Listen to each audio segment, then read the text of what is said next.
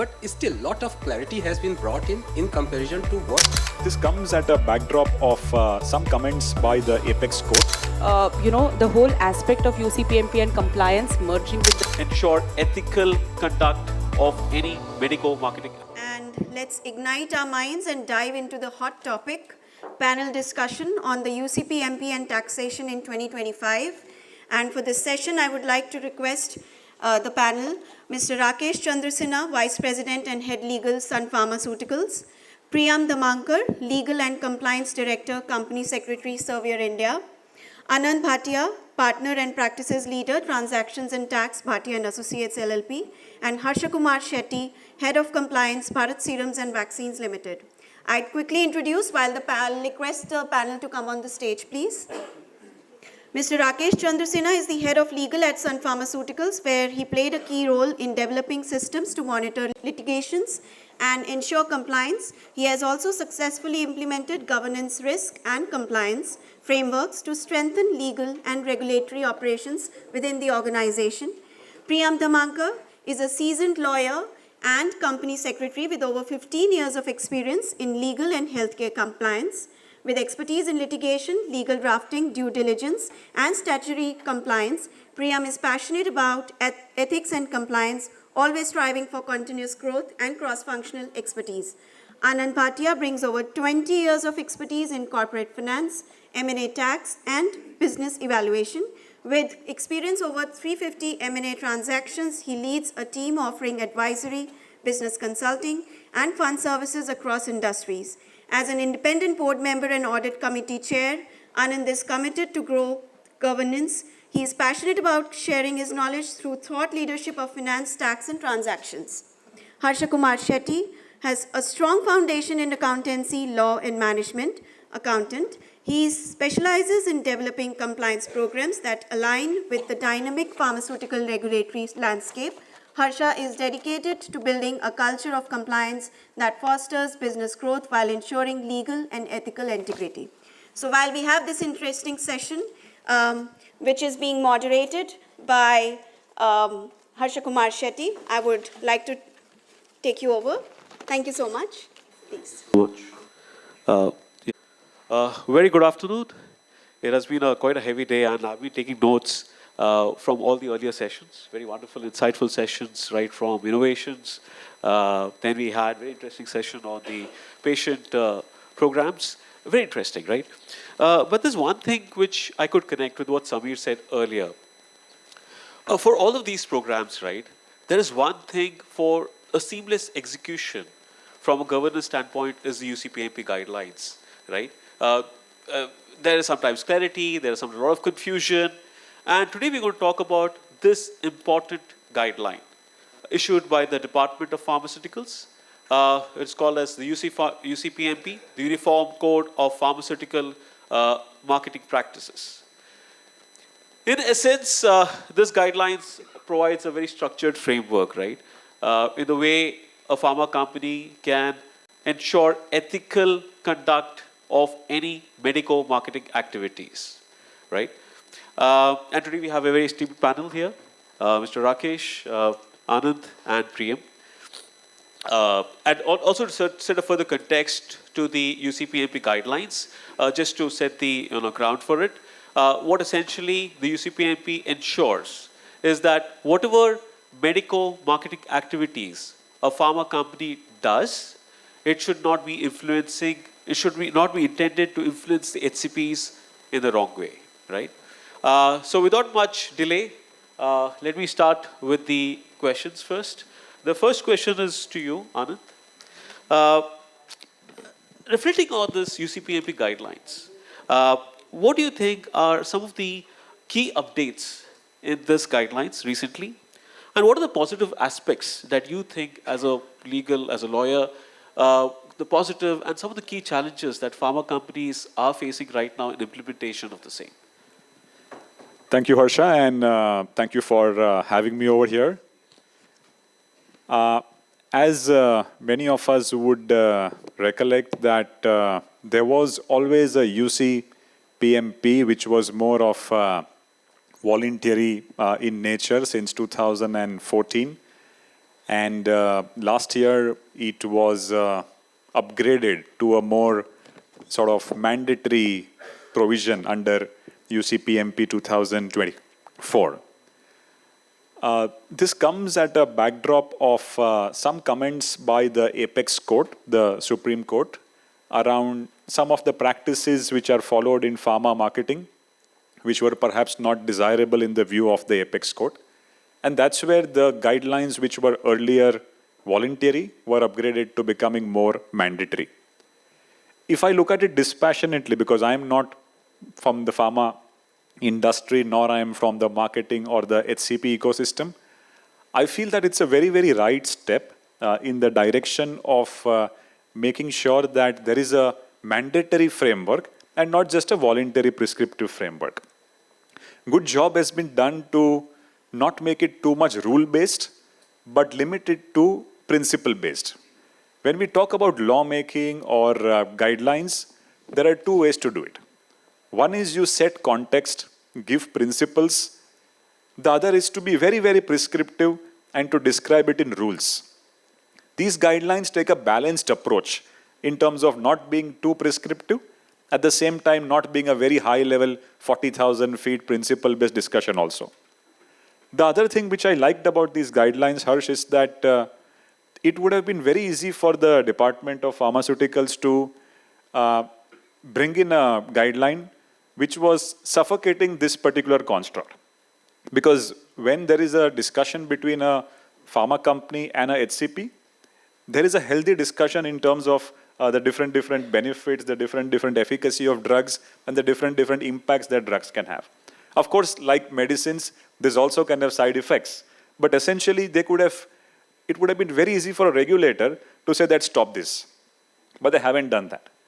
They have taken a more pragmatic, a more practical approach to say that, look, if you are doing this, make sure that you don't do these things and make sure that you disclose.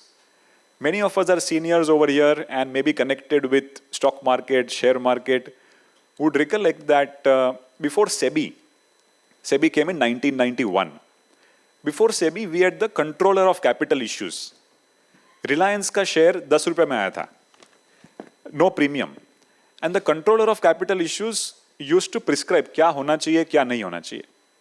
Come SEBI said, I am not the one to decide.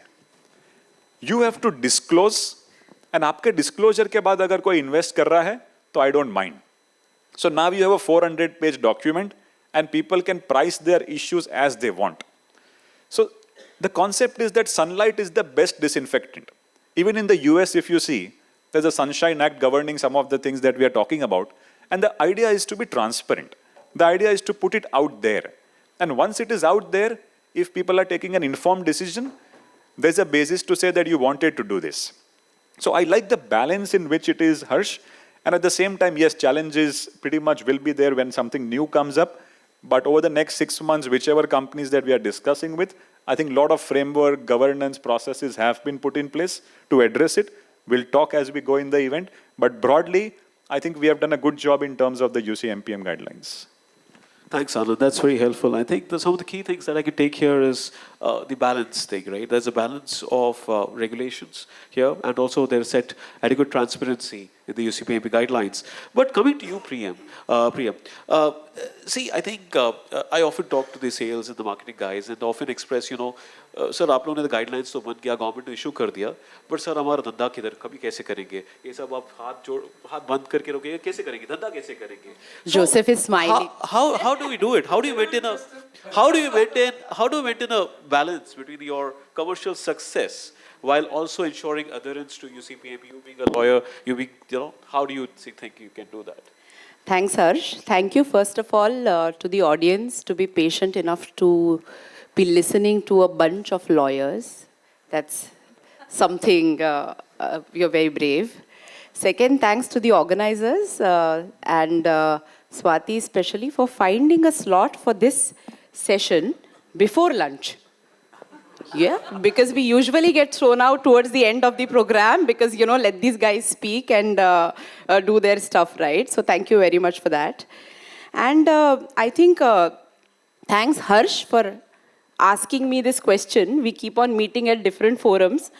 Both of us try to find answers to the question, which we don't have answers for. And we keep on taking a dipstick at different forums. Let's see now if we get an answer, right? So, jokes apart, a very, very pertinent question. And I agree with your approach. Anand, thanks for setting that tone of the conversation, because it's very positive, and I'm a very positive lawyer. I don't know if you've heard of that class, whether that exists, but I am. You raised a very important topic about, the whole aspect of UCPMP and compliance merging with the business. I saw Joseph was smiling there, and probably he was very eager to hear, the perspective, which is what happens when I work with my commercial teams and promo teams, right? I have a few takes on it. I really feel that we have come a long way in this whole compliance journey now to stop talking about the things that stop us. Can't do this, can't talk about this, can't write this. So I think what I tell my teams is that stop thinking about the things that, don't allow you to do things. Because knowledge is power, knowledge is also freedom.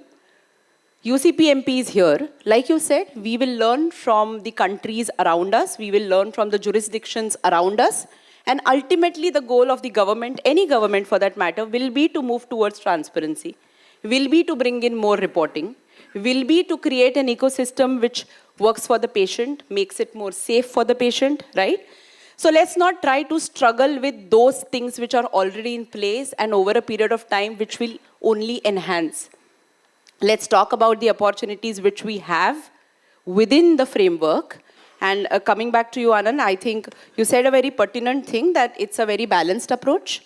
Not very difficult for a regulator to say that these are the rules and only this and this should happen. But I think they have been conscious enough looking at the dynamism of the industry to say that this is the basic principle we expect you all to follow. And as long as you don't touch or violate those touch points, we are good with it, right? We had a panel before this, and I think all the 4 panelists that spoke of collaboration, industry-wise collaboration between payers, hospitals, doctors, pharma companies. Session was focused towards patient support, which is one another way of helping the business. I think my answer to your question would be that what we should look for is more enabling opportunities. Stop thinking about the traditional ways of HCP engagement. Stop looking at it ourselves first as something that we are doing is shady. It's not. It's a very important requirement that we speak to the doctors, that we speak to the patients. Like we discussed in the previous session, find ways to innovatively deal and really solve the problems of the patients, and stop assigning tags to it which say that, oh, this is abhorrent, this is something which should not be done. I am a very strong supporter of going close to the business. As far as compliance and legal professionals are concerned, I think we all will agree that we have to move closer to the business, even as a breed of compliance and legal professionals. We cannot sit in our offices and say that these are the rules, this is the clause, this is the SOP, and you do this. Because our teams will slowly reject us, because it's not going with what the market requires. Right? So I think when it comes to UCPMP and when it comes to the compliance landscape, as you said, the balance is really to look at the opportunities, see where we can also step in as business partners, though we are legal and compliance people, and really support the business in these areas, and look at this entire space as an enabling space rather than something that holds us back, especially in the context of UCPMP. Very well said, Priyam. Just to add one point, Harsh, I think specifically on the UCPMP, there are a lot of avenues which are now clear, which were hitherto slightly grey and slightly in the question mark zone. Now, once you know what can be done, what cannot be done, as marketers, that is very helpful, rather than being somewhere in the grey. So a lot of elements of clarity have also emerged.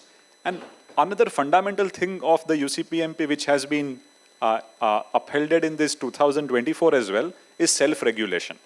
The idea is not to have everything with the DOP or the ministry, but the associations who are essentially at the fulcrum of enforcing that. So clarity is in fact to help marketers in terms of what can be done, rather than an open-ended discussion as to someone can interpret 5 years down the line whether this was the intent or not. Very well said. I think, very well said. I think, Anand, I think clarity has been brought in. And take a classic examples like, earlier it was like a confusing thing, whether you can do a brand reminders or you can't do it, whether it be considered as gift. Now the UCPMP has brought a lot of clarity that, any scientific or educational value, up to a value of 1,000 rupees, you can still give it. But I think just to reflect upon, Priyam, what you said also, right? If you partner well with business and if you act more like a support to them, I think that balance can be there.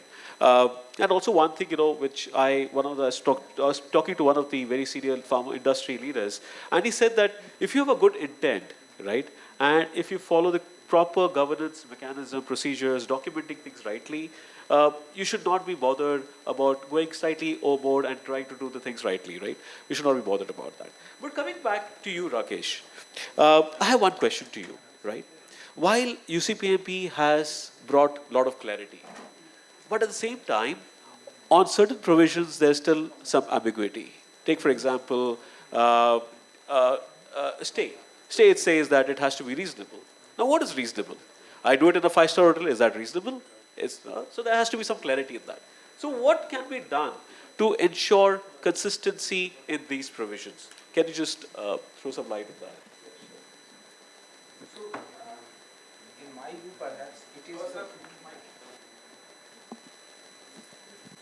Yeah. So, in my view, perhaps government is trying to train us to be compliant, to work in a regulated framework, and perhaps we are undergoing a longest training program which was launched by government, by Department of Pharmaceuticals in 2014.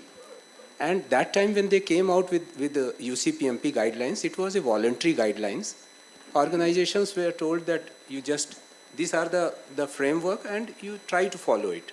It was not made mandatory.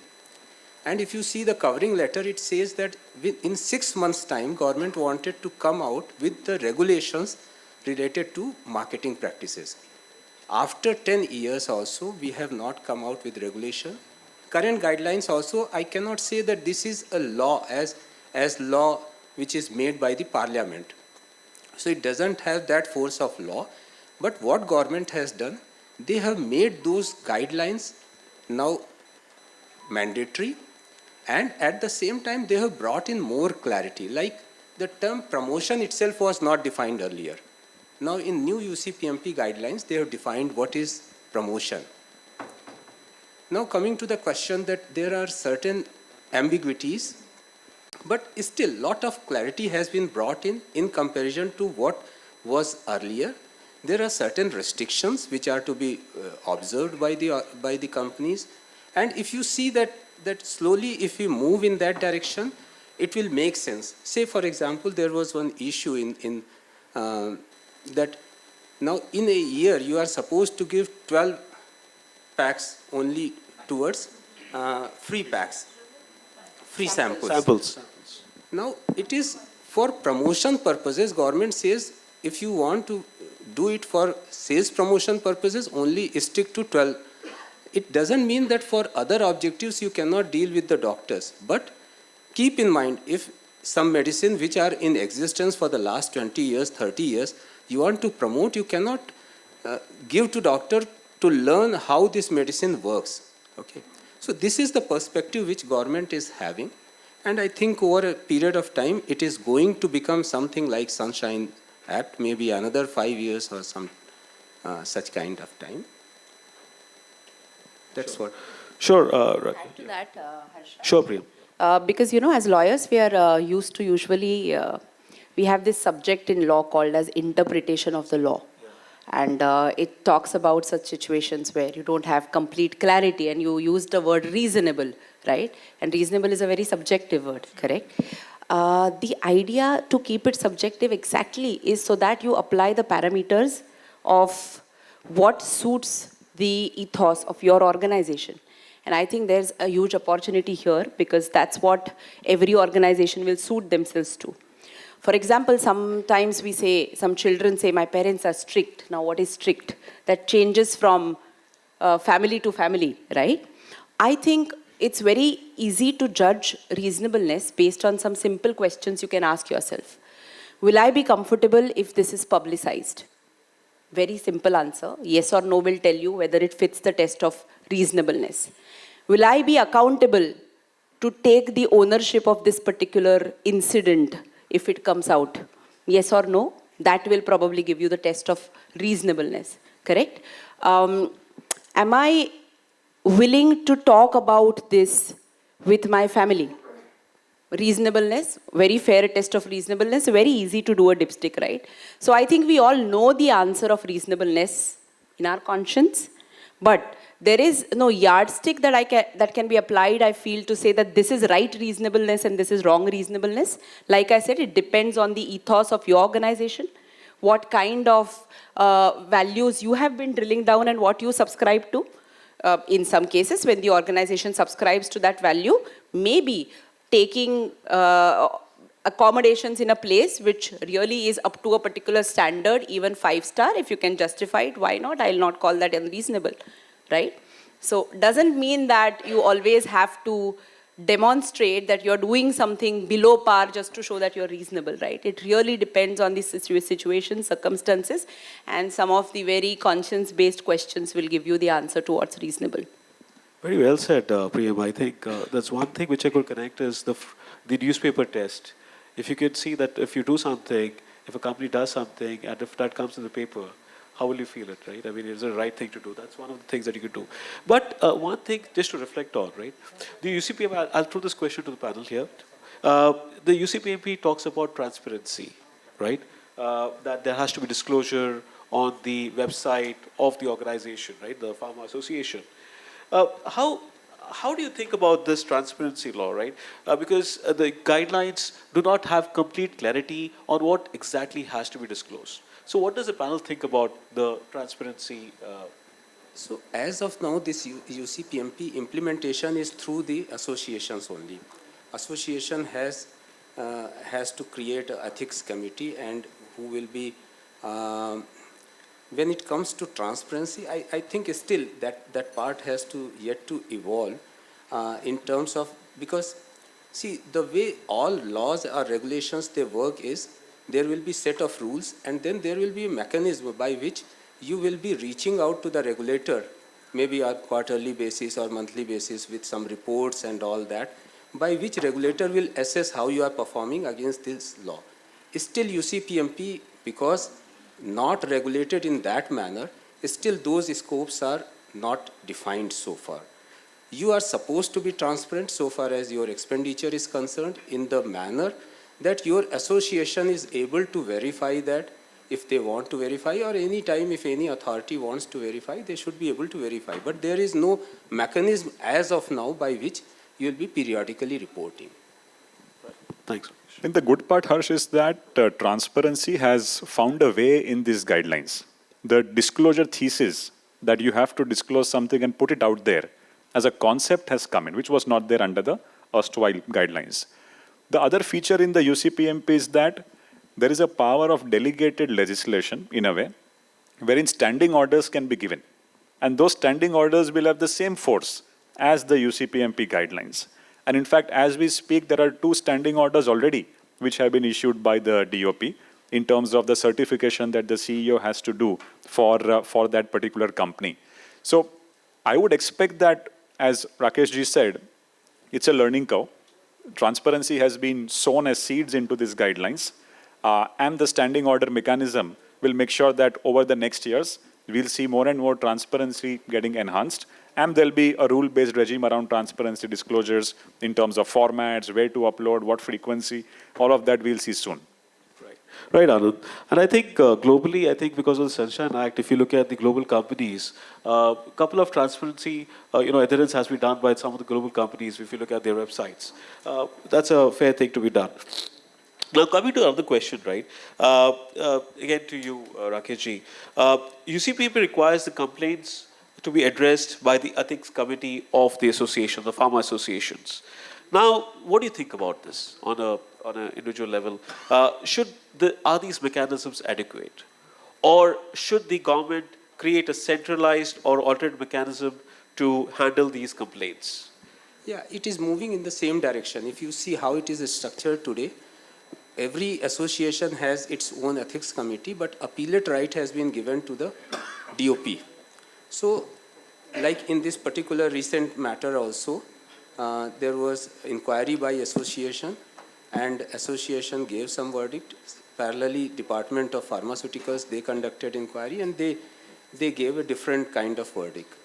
So, over a period of time, perhaps role of association, this is what my expectation is, maybe 5 years from now, role of association will go on getting curtailed, and it may move to the regulator like in any other country. So what government has done, that instead of implementing overnight this kind of regulation which can have very far-fetching impact, government is trying to take a longer route and see that we are all learning to be compliant with this kind of regulation. Also, Harsh, we talk about the little bit of principle-based ambiguity which has been there, the words reasonableness, etc. If you talk to a judge to interpret reasonableness, who is not connected with the pharma industry, with the ecosystem, he may have a completely different view. So who needs to sit in judgment are people who are aware about the ecosystem. And that is where also the association kind of comes into play. As people who have that kind of wired awareness of what the ecosystem is around, and then apply the test of reasonableness to it.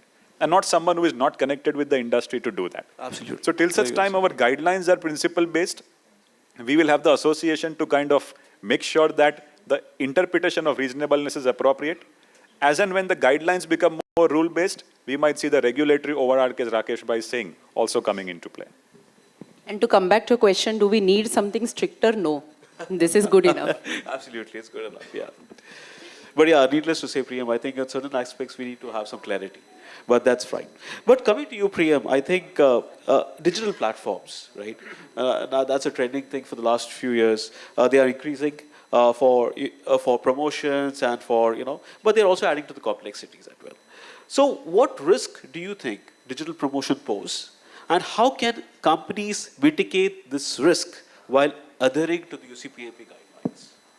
You have this DPDP Act being mandatory and all of that. So how do you maintain a balance? Right. And now I think, thanks for raising the DPDP Act. I think with that, one more element of complexity just got thrown in.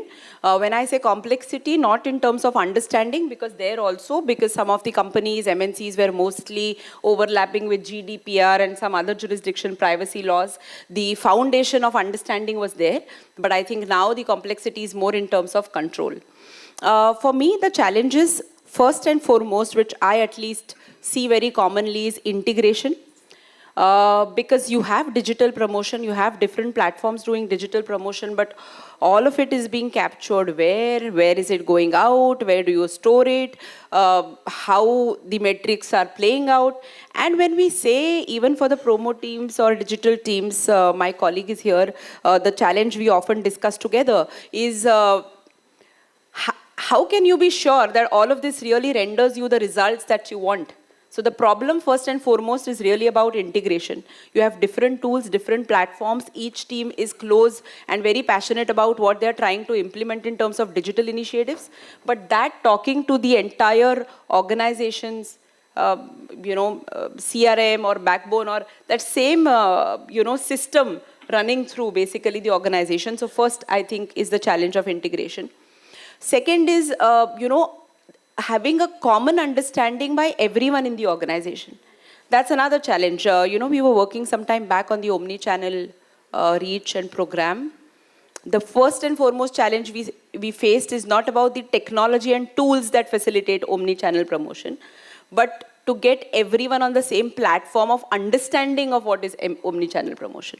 So getting your stakeholders to first get the same understanding, telling someone on the field that it is not about tracking the WhatsApp status of your doctor and talking to the doctor about his WhatsApp, right? So getting a common understanding in your stakeholders is, I think, another aspect of, or a challenge, as you asked me about digital. Third is lack of control, because many a times we do promotion, there are, things, there are art pieces shared with our teams on WhatsApp sometimes, quick promotions. They have their one-on-one rapport with the doctors. I think the challenge is really with such easy and quick access to control what's going where.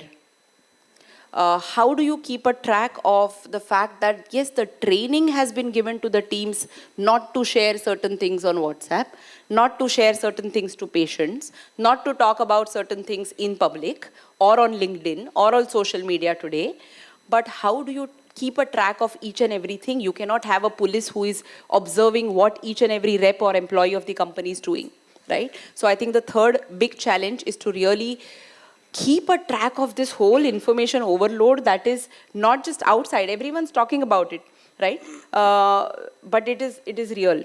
And fourth, and I think one of the other key challenges is how much of it is really helping the stakeholder that we are talking to. Stakeholders are two key: patients and doctors. Doctors, if you hear them, some of them in the room, I may agree, they're already facing something that the term is now trending, called as digital fatigue. Everyone is contacting them digitally. Everyone is sending them links on WhatsApp. Everyone is inviting them to webinars. Everyone is trying to do digital meets, right? So how do you really be convinced that all this digital which is going on, which is good, it is the future, it will stay, it's not going to go anywhere. But the challenge is really around making sure that what we expect is really happening with the end customer. What we expect to deliver is actually being received by the end customer. And we had a fantastic previous session already on patient support and patient assistance, where again, the other key stakeholder in the ecosystem is the patient, where they already discussed a lot about some really genuine difficulties which come in connecting with the patient, contacting the patient. Is the program really driving that aspect? Education, support, disease management, whatever it is the objective of the particular program that has been started. So I think the fourth and most important challenge is all this is for our customers, but are we doing the dipstick, and how do we do the dipstick of really seeing if the value that we are perceiving that it will generate is actually getting generated? So I think, yeah, that's the challenge with digital. Just to add on your this thing. Sure. When they added new definition in this new UCPMP, by that even your digital sales and marketing, that is also getting covered under UCPMP. Historically, we always believed that UCPMP is something when you are promoting your product, but these all being prescription drugs, we thought only getting prescription is the thing which is getting covered, but now it covers entire gamut of its sales through digital markets also, and there are specific requirements which are added. So like, for example, you cannot use word safe for your product. So those kind of requirements are there. So I think this is I think UCPMP guidelines also bring a lot of clarity, like Correct. use of words, safe, and all of Correct. that. A couple of parameters are mentioned there. Now coming back, Anand, to you, one question. You're a tax expert, so I think tax is again a very ambiguous thing. A lot of clarity is needed there. See, many companies operate globally now. India is the pharma supplier for the world, but there are diverse regulatory requirements. How can organizations align their practices with the UCPMP while complying with the stricter international laws? What's your views on that? And also, how do global tax trends affect pharma industry specifically? Yeah, so I think the good part is that most of the pharma companies operating globally would be operating through individual SPVs in that particular jurisdiction. And by and large, tax travels with the SPV incorporated in that jurisdiction. Though there are concepts of group taxation, wherein the parent company kind of covers for the entire group, but it's fair to say that tax relates to the SPV in that particular group. As far as the UCMP is concerned, it does cause some challenges to the pharma companies on the tax side in India, because there is under the tax law a section called Section 37, which says that whatever you spend will be allowed as an expense to you from a tax perspective only if that particular expense is allowed as per law. Now, when you have UCMP saying that these expenses cannot be done, for example, and the pharma company goes out and spends those kind of amounts, it will not be allowed as an expense to the pharma company. That is where I have to pay tax on that. Now, if you look at the code of ethics of doctors, it is much more stricter than what we have under the UCPMP requirements. So pharma companies used to say that, look, certain payments, though may not be allowed under code of ethics perhaps, but are allowed under UCPMP.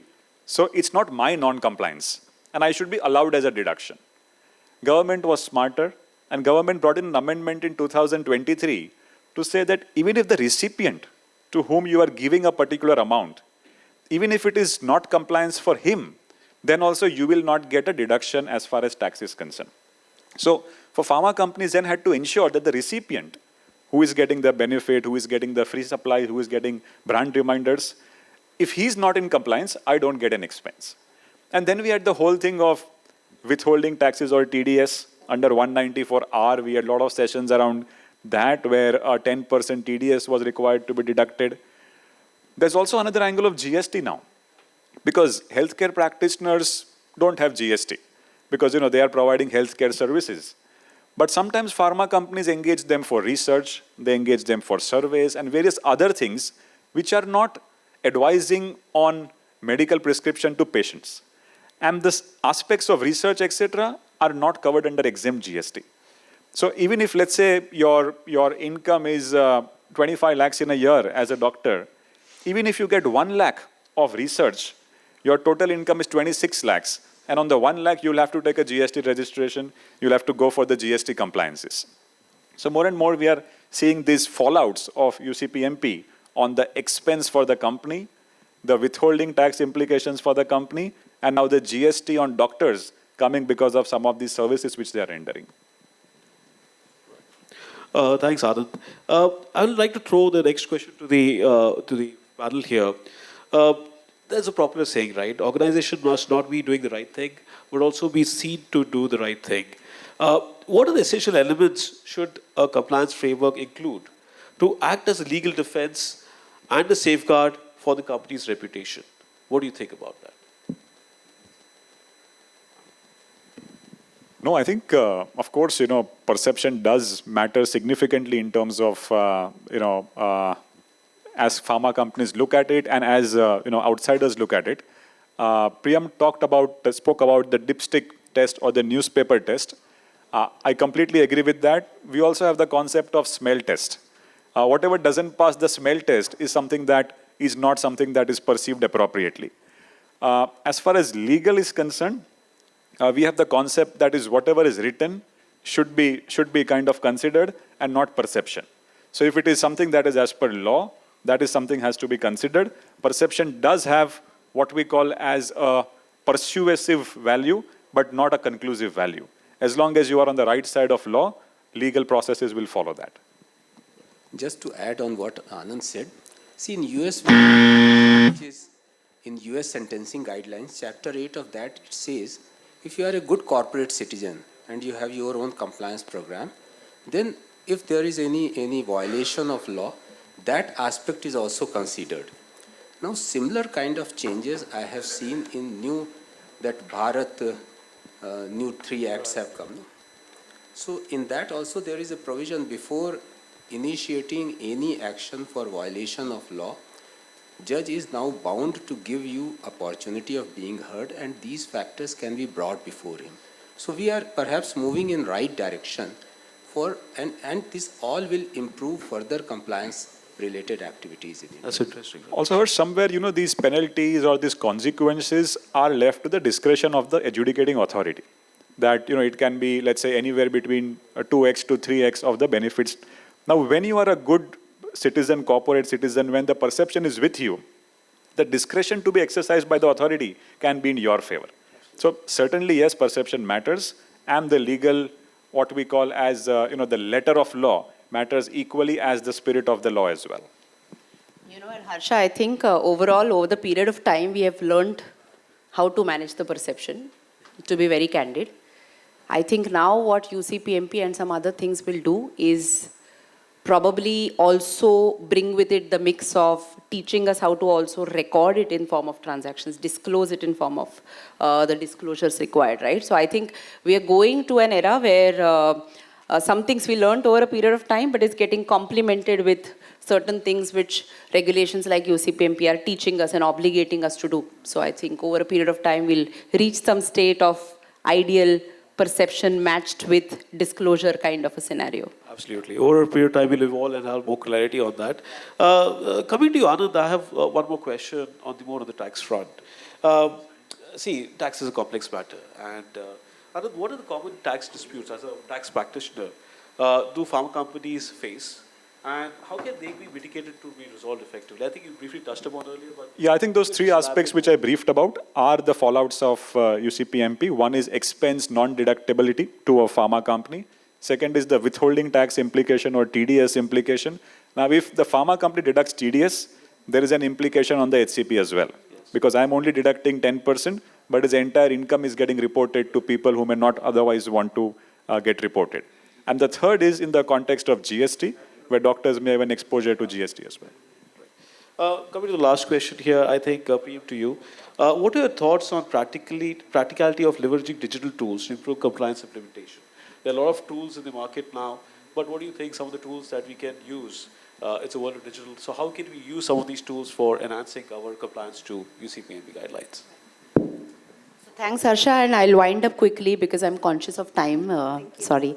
So I think, first and foremost, now we are in an era where we have no option but to have tools which kind of first merge all your medical and sales events, give you an idea of how many meetings you're doing, how many doctors you're engaging. That brings with it the requirement of also tracking then what are the documents you are executing with these bodies. So I think more and more talking about tools, because you asked a specific question about digital tools, your contract lifecycle management tools become also important, and especially if they are linked and originate from the same system, then the entire management becomes easy for you. I think now with something like UCPMP, and generally because in India we are statutory compliance heavy, right? So there are many tools which also help you to track the statutory compliance, give you a real-time status of where you stand in terms of statutory compliance. Many tax tools also, audit risk management tools. I think nowadays most of the reg tech companies, as we call, offer solutions which include all of this in one package. And you can choose what suits your organization, what suits the strength of your organization. So I think over a period of time, all of this, or a package of all of this, which you can also plug and play and say, okay, right now my organization is at a maturity level X, so I need these tools. And then as you progress, then you need some others. So I think that's what we have. But I think these are the basic ones which almost all organizations have today. Right. Just to add into Priyam, I think just to share my thoughts here, I think we have rolled a couple of tools in our organization. And what we've done is actually including the TBM or the RBM onto the committee to ensure that we have a practical tool. Because what we find now, sitting in the corporate offices, we talk about jargons and all of that, but वो जो बंदा जो ground में काम करता है उसको वो समझ में नहीं आता है AI क्या है कैसा है TBM. That's the reality of life, right? I think. So basically, what we've done is to enable things. UCPMP, you do hundreds amounts of training, you do thousands of trainings. People actually, there's a fatigue there. They don't understand things. So, Ola sir, आप बताओ क्या करना है हम कर देंगे. So your digital tool puts up a simple checklist to the team. They say that you're doing this activity. These are 10 things that you to follow. They follow that and they do the activity, and the company is safeguarded to that extent. Also, there's no any hassles or for additional reading for the TBM or the RBM to do it. You can simplify and you can leverage digital for a lot of these compliances, right? That's all that I had for you. Thank you so much. I think it's a very insightful discussion. Thank you, all the panel members. I think Rakesh ji, Anand, and Priyam. Thank you so much. So open this forum for discussion. UCPMP is again a hot topic. Any questions? Yeah. With due permission from you, I would just like to make some comments on UCPMP, because I was one of those guys who were the early proponents from the OPPI who really brought up this whole subject of UCPMP. So it all came after the IFPMA Code of Ethics, and when all the global CEOs had to sign with blood about the IFPMA Code of Ethics, all their India subsidiaries also had to sign with blood. And as CEOs, we were thinking what to do. And that's the time that in OPPI we all decided that let's have a uniform code of marketing practices. It's not aapne jo bola, haath pair bandh ke diya. It's not haath pair bandh ke diya. It's that we wanted to have an uniform ground to play. So it's more of a uniform ground to play. It's a level playing ground is what was the thing behind the UCPMP. The second thing is, if in manufacturing we have good quality manufacturing practices, good clinical practices, good financial practices, why not good marketing practices? So I think it has been delayed quite a long, and I personally feel I've been at the helm of organizations, and therefore I personally feel that it has to be very strict. Why? Because if we want to become the pharmaceutical of the world, if we want to avoid all types of suspicion on our operations and other things, we need to maintain ethics and compliance. I think we were talking about now and next. I think the next is all about 100% adherence to ethics and compliance, and that should be the culture. It should not be a regulation, but it should be a culture, which should come from ourselves. That's a comment I wanted to make, because Very well said, sir. it's Very a well very, very close thing to my heart on the UCPMP. Very well, wonderful said. Very well said. And would want to call upon Dr. Ajay Pandit.